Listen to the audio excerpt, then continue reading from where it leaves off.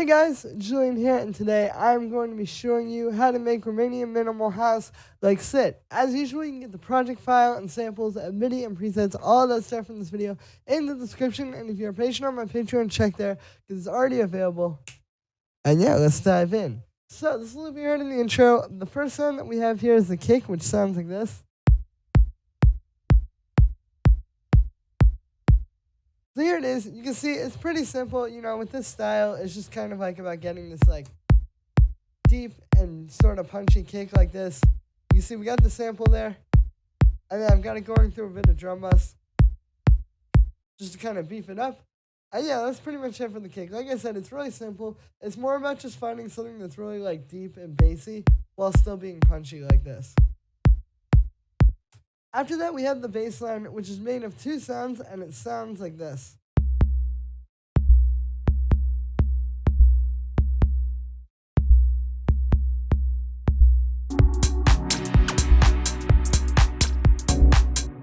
And there it is in the mix. So what's going on here is we have this tom sample.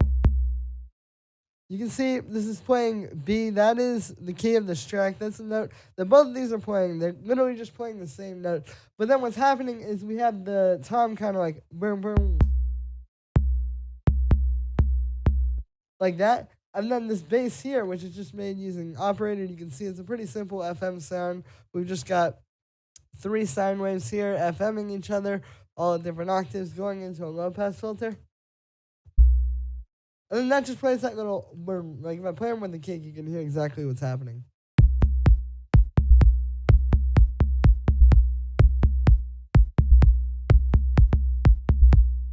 So yeah, and these bass lines are really not that complicated to write, but you can hear like what it does because if I turn, like I'll turn these pads off and I'll turn the kick off.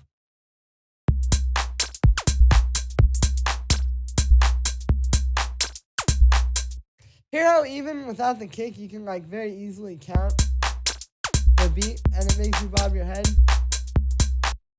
That's what we're getting from these, is that kind of like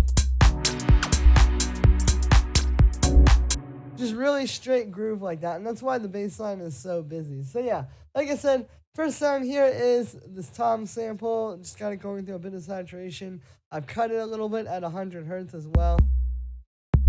And then for the bass, like I said, it's just that FM sound I explained. Got that going through a little bit of saturation as well. And yeah, it's a great technique for writing these kinds of bass lines because again, like, it just makes it a little bit more busy.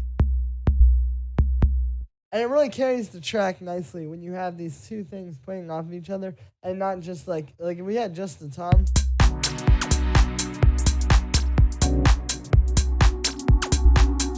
It's not quite the same thing. So yeah, and then I've got the kick and the two basses in a group together, just with a little bit of saturation. I don't like to do too much with this style. You want to keep it a little bit more like chill and kind of deep, but having this like little bit of gain boost from the saturator. Like I'll show you, here's without it.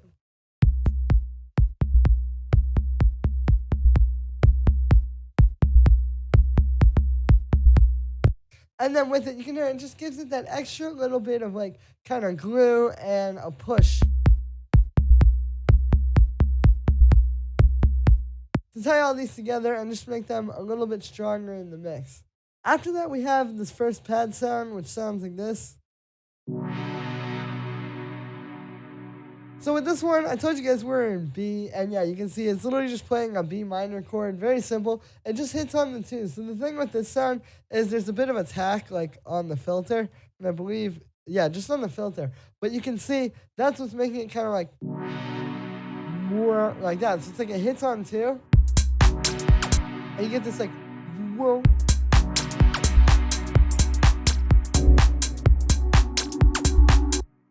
Kind of like that. But yeah, like I said, with this sound, it's literally just playing this B minor chord. Very simple, just a root note, a minor third, and the fifth. For the sound on this one, it's made using analog. You can see we have a square wave and a saw wave together at the same octave. Just got, yeah, those playing together. Let's going into a low pass filter, which, like I said, has this envelope on it that's like opening up like that, makes it sound a little bit more dynamic. And yeah, that is it for Inside the Synth. Then after that, I just have a bit of chorus, which is spreading the sound out a little bit. And then we have this echo as well as this reverb. These are both giving the sound space. So with this one, it's meant to be kind of like... It can only plays for a very short time, but it rings out for a lot longer. And you're kind of still hearing that pad, you know, for quite a bit. So that's the idea here with these. Is that they just give it so much space that it can ring out like that. And yeah, then after that, we have some drum bus to fatten the sound up a little bit and kind of like bring out the echo and the reverb. And then the last thing we have on here is just a high-pass filter. And that is it for the first pad. The next sound that we have here is the second pad, which sounds like this.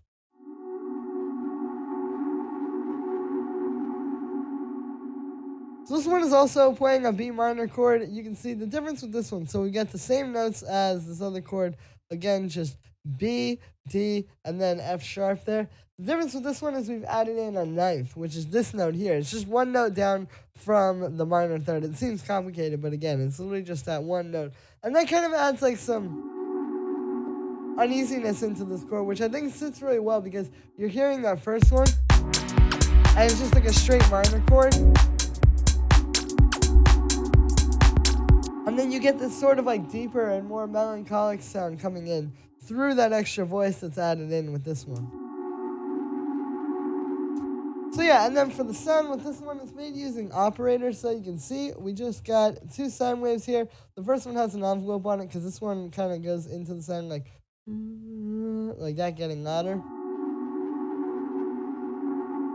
And yeah, then I've got those going into a bandpass filter, which is just set like this. We've got a little bit of an LFO on the bandpass as well. So just kind of like slowly moving that.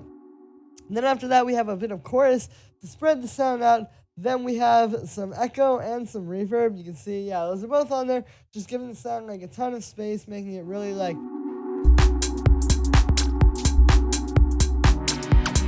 washed out like that. Then after that, we just have some drum bus to beef it up a little bit. And just kind of make it a bit stronger in the mix. The thing is, like, you may think, oh, this is a pad, so you don't want to add saturation or try to make it fatter, but you still want these to sound full. And, like, if you don't do this, it just feels kind of thin to me, you know? But when you add it, it gives it that extra, like, fullness push that you need. And, yeah, then the last thing on there is just a high-pass filter, and that is it for the second pad. The next sound and the last synth that we have here is a stab, which sounds like this. So the way that this is made is using analog. What's happening here, as you can see, I just have this playing this one B in there. It just plays on the upbeat. Like that. And then what's happening is we have this chord here. So what this is, if you don't know, it's one of Ableton's MIDI effects. You can see, yeah, right there. And what's happening with it is basically you can use it to get sort of like chord memory where you can just play a one note and it'll play a chord based on what you put into it. So for here, I've just made this kind of like weird minor chord where you can see we have a minor third, we have the ninth, we have the fifth, and then we have the fifth an octave up, and then we have the ninth an octave up. So all notes that you've seen in this chord and the first chord, just like kind of spread out a little bit more just to make it a bit more detailed. And yeah, and then for the sound on this one, I've used analog. Like I said, you can see we have a square wave and then a saw wave. The saw wave is an octave up from the square wave, and then those are going into a low pass filter, which has an envelope on it. So that's how we're getting that pluck. Then we get the amp envelope set like that. Then the last thing inside the synth here is we just have a bit of vibrato. And yeah, and then for effects, we just have two actually. It's just a little bit of reverb to kind of give the sound some space. You want to make it ring out like that. And then I also have this one sidechain. So I didn't sidechain any of the other synths, but because this one's a little bit more of like a background element, yeah, I wanted to kind of keep it under control, and you can hear if we turn it off, if we turn off the sidechain, that reverb kind of rings out a little too long over top of the pad. But this way we still get the reverb ringing out, but now the pad has a little bit more room to kind of be like the main instrument there. And yeah, that is it for the stab. After that, we have the percussion, which is kind of a lot of layers. But the first layer here is this open hi-hat, which sounds like this. So what this is actually is, it's this sample. Like this longer open hi-hat. And then what I've done is I've shortened it using the amplitude envelope. And also pitched it down a little. So, this is something that I've heard in a lot of these tracks, not just from these guys, but also from like a ton of Romanian minimal producers. And really Minimal House in general does this a lot, where basically you just take this longer open hi-hat, and then you shorten it using the amplitude envelope, and then you get this tight, kind of sharp thing. But it still has that brightness that the open hi-hat has. Like, this is just so good. For having like a sharp, bright hi-hat, it just would be too long in this mix. So we just cut it down a little. And yeah, then I just have a bit of saturation on that just to kind of beef it up and make it hit a little bit harder. And that is it for the open hi-hat. After that, we have like these extra little hi-hat layers, sort of, which sound like this. Play those with the main one.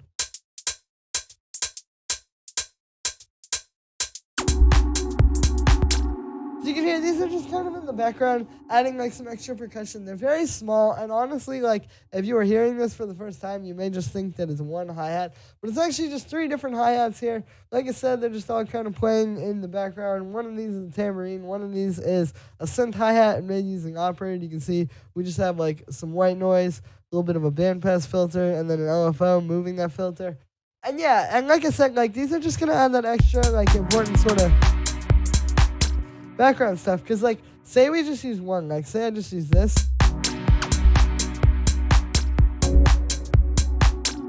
it doesn't have as much groove as when you have all 3 of these.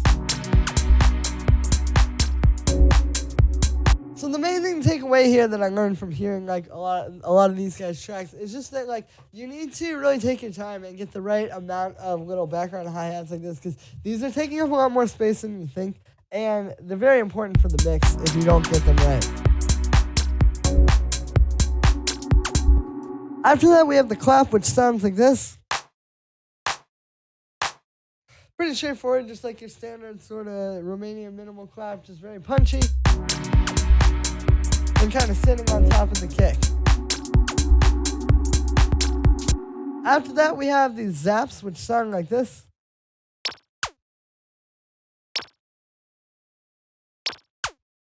So these are the famous minimal zaps that you hear in a lot of these tracks, not just from these guys, but also from just like a ton of Romanian minimal producers in general. I'll just go through and show you how I made both of these one by one. So the first one sounds like this. And it's made using operator. What it is it's just a saw wave with a really short envelope on it going into a pitch envelope. And yeah, this is the key for this, is the pitch envelope is how you get the sound, but then you can hear. If we just do that, it kind of feels like electro. So what you have to do is turn the sustain down on the saw wave. And now you just get this little like that. And then we just have a bit of saturation on that. But the second one is actually a little bit more complicated. But you can hear, this is what it sounds like. And yeah, this one's also made using operators. So what this one is it's 2 oscillators doing FM. You can see we have 2 sine waves here. And then I have the second one with the fine tune up a bunch. So that's kind of like part of how you get the sound. If I turn that down, you can hear it doesn't quite have that same overtone to it that you get when it's set like that. And yeah, and then also the envelope on the first one's really short, like I was saying with the other zap. And then the other thing with this one is I have an LFO on the pitch, and it's like really fast. So here's without that. And then with that, so you can hear how that really gives it like the zap. And yeah, so again, this one is just still a very simple sound, but just a little bit more of an interesting way of coming up with the sound, because it'd be very easy for me to just do a bunch of these. just like a saw wave with a pitch envelope on it. And that works 1 or 2 times in your track. But you don't want to just use that. Using kind of more interesting ideas like this one, I think, is also very important with the style. And then the only other effect on that is just a high-pass filter. So I've got all that percussion in the group together. On the group, we have a bit of processing. It's actually just a saturator. You can see that's just got a little bit of drive. There's without it. And then with it. So it's kind of like the saturator on the kick and bass group, where it's really like not doing a whole lot, but without it, it makes a world of difference. Yeah, this is a very light saturation, but you just need this little bit of saturation to beef everything up and kind of tie it all together in the mix as well. And yeah, so that's going to be it for this one, guys. I hope you enjoyed. As always, make sure to like this video as well as subscribe, and let me know what you think of this video in the comments. Like I said in the beginning, you can get the full project file and samples and MIDI and presets, all of that from this video in the description. And if you're a patron on my Patreon, check there because it's already available. Thank you so much, guys, and I will see you tomorrow with another video.